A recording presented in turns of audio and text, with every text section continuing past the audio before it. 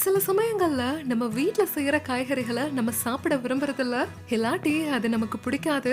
So அப்படிப்பட்ட நேரங்கள்ல நீங்க இந்த ஸ்டஃப்டு மிர்ச்சியை செய்யலாம். அதுதான் இன்னைக்கு என்னோட ரெசிபி. இது நீங்க ரோட்டி, பரோட்டா இல்லாட்டி பேக்கரி கூட சாப்பிடலாம். ஸ்டஃப்டு சில்லியை செய்யறதுக்காக முதல்ல நான் இங்க இந்த காரமான கெட்டியான பெரிய பச்சை மிளகாய எடுத்திருக்கேன். இதுக்காக நீங்க ஆலபினோ டார்க்க கூட பயன்படுத்திக்கலாம், இல்லாட்டி காரமான பச்சை மிளகாய கூட பயன்படுத்திக்கலாம். எதுவா இருந்தாலும் சரி, அது உங்க விருப்பம்தான். முதல்ல இத கழுவிட்டு அப்புறம் உலர வைக்கணும். அப்புறம் மிளகாயோட நடுவுல இத வெட்டிக்கலாம். இந்த மாதிரி நம்ம இத முழுசாலாம் வெட்ட போறதில்ல. பாருங்க, இந்த மாதிரி தான் நடுவுல இருந்து இப்படி வெட்டிக்கணும். இதே மாதிரி பண்ணிக்கோங்க. அப்புறம் இந்த மிளகா காரமாலாம் இல்ல. சோ நான் இதுல இருக்கக்கூடிய அந்த விதைகள்லாம் எடுக்க போறதில்ல, அப்படியே விட்டுற போறேன். அதே மாதிரி இதோட மேல் பக்கம் இருக்குல்ல, அதையும் நான் அப்படியே விட்டுறேன். இப்ப மிளகாய நம்ம வெட்டிட்டோம். அடுத்ததா மிளகாய்க்கு நம்ம ஸ்டஃபிங் செய்யலாம். அதுக்காக நான் இங்க ஒரு அரை கப்புக்கு கடலை மாவை எடுத்திருக்கேன். இப்ப இந்த அரை கப் கடலை மாவை நம்ம எண்ணெய் கூடவும் மசாலாவோடவும் லேசா வறுத்துக்கலாம். முதல்ல ஒரு பேன்ல நான் ஒரு டேபிள் ஸ்பூனுக்கு எண்ணெயை சேர்த்துக்கிறேன். இப்ப பேன் சூடானதுக்கு அப்புறமா ஒரு டீஸ்பூனுக்கு ஓமம் சேர்த்துக்கலாம். இப்ப கொஞ்சம் பெருங்காயம் சேர்க்கலாம். அப்புறம் அரை கப்புக்கு கடலை மாவை சேர்த்துக்கலாம். இத மிதமான தீயில லேசா பிங்க் கலரா ஆகிற வரைக்கும் இத நல்லா வறுத்துக்கலாம்.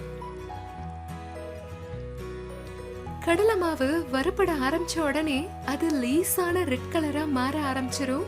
அப்புறம் இதுல இருந்து ஒரு நல்ல வாசனையும் வர ஆரம்பிக்கும். கடலை மாவை இப்ப வறுத்தாச்சு. இப்ப இந்த சமயத்துல நான் 1.5 டீஸ்பூனுக்கு கொத்தமல்லி சீரகத்தூள் சேர்க்கிறேன். அதோட கொஞ்சம் மஞ்சத்தூள் சேர்க்கலாம்.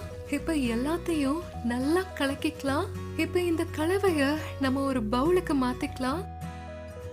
இப்ப இந்த கடலை மாவு கலவையில உங்க சுவைக்கு ஏத்த மாதிரி நீங்க மிளகாய் பொடிய சேர்த்துக்கலாம். உங்களுக்கு ஏத்த மாதிரி இத பாத்துக்கோங்க. இப்ப புளிப்பு சுவைக்காக ஒரு அரை டீஸ்பூனுக்கு ட்ரை மேங்கோ பவுடரை சேர்த்துக்கிறேன். இதுக்கு பதிலா நீங்க எலுமிச்சையும் சேர்த்துக்கலாம். அரை டீஸ்பூனுக்கும் குறைவா நான் சர்க்கரைய சேர்த்துக்கிறேன். இது டோட்டலா ஆப்ஷனல் தான். அடுத்ததா 1/4 கப்புக்கு நான் கொத்தமல்லிய சேர்த்துக்கிறேன். கடைசியா இப்ப உப்பை சேர்த்துக்கலாம். இப்ப எல்லா பொருட்களையும் நல்லா கலக்கிக்கலாம். இப்ப இந்த கலவைய நல்லா ஈரப்பதமா ஆக்க ஒரு ஸ்பூனுக்கு தண்ணிய சேர்த்துக்கிறேன். இதுதான் நம்ம ஸ்டஃபிங்கா ஆக்க போறோம்.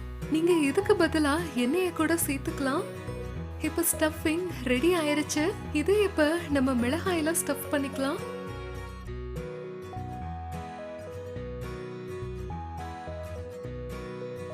இப்ப எல்லா மிளகாயையும் இதே மாதிரி ஸ்டஃப் பண்ணிக்கலாம். இப்ப எல்லா மிளகாயையும் நம்ம ஸ்டஃப் பண்ணியாச்சு. இப்ப இத நம்ம வறுத்துக்கலாம். ஒரு பேனை நம்ம சூடாக்கிக்கலாம். அதுல கிட்டத்தட்ட 2 டேபிள் ஸ்பூனுக்கு நம்ம எண்ணெயை சேர்த்துக்கலாம்.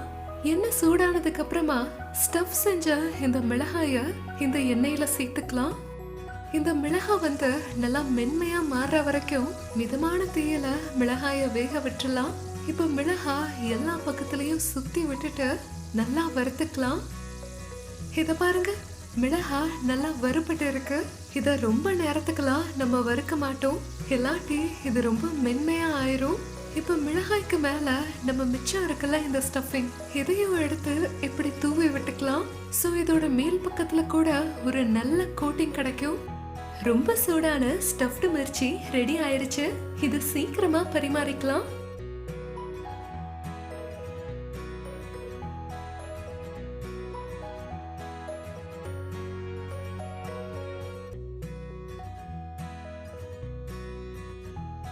இப்ப இங்க தயாராயிருச்சு சுவையான ஸ்டஃப்டு மிர்ச்சி. இத ரோட்டி, பரோட்டா, பேக்கரி, காக்ரான்னு எது கூட வேணாலும் சாப்பிட்டு என்ஜாய் பண்ணலாம்.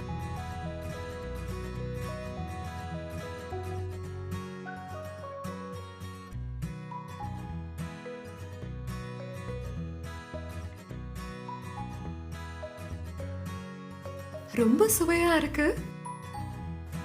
Just too good. Must try recipe.